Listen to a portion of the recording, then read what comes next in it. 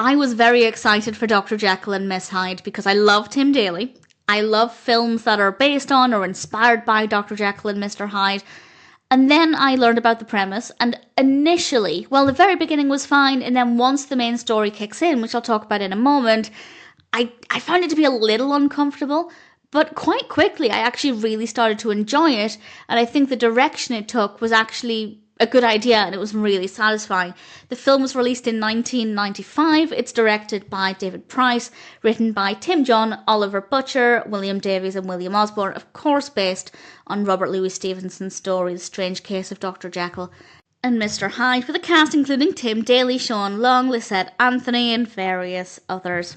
And Tim Daly plays a character called Dr. Richard Jacks, and he is actually a descendant of Dr. Jekyll.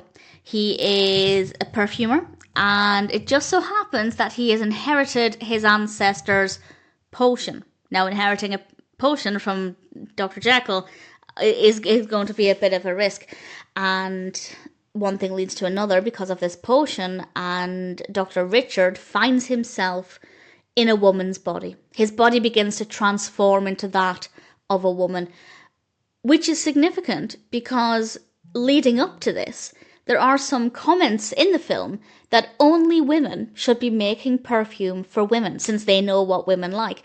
I don't totally agree with it, but I can kind of undersee the point that they're trying to make here.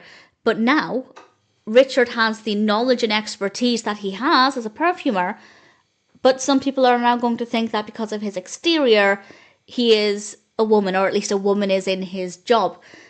Will that actually make any difference? I think that part of it is really fascinating. I think it could generate some really interesting discussions.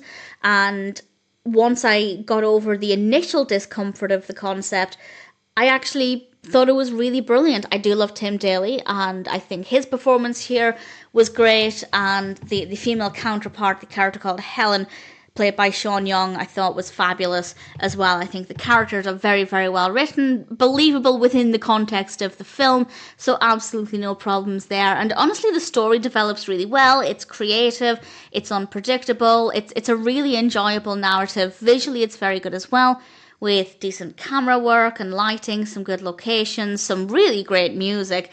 It did take me a minute. Well, as I said, the beginning was really good, and then the story kicks in, and then it took me a minute after that point to enjoy it, but I do think that they made a lot of really good decisions, and ultimately I thought Dr. Jekyll and Miss Hyde was a really decent, certainly very thought-provoking film, with strong character writing and great performances, and if it sounds like a story for you, I'm happy to recommend it. I will say, if you're looking for a film that's very much like the story of Dr. Jekyll and Mr. Hyde, not quite the case here. This probably won't be the best film to go with in that moment.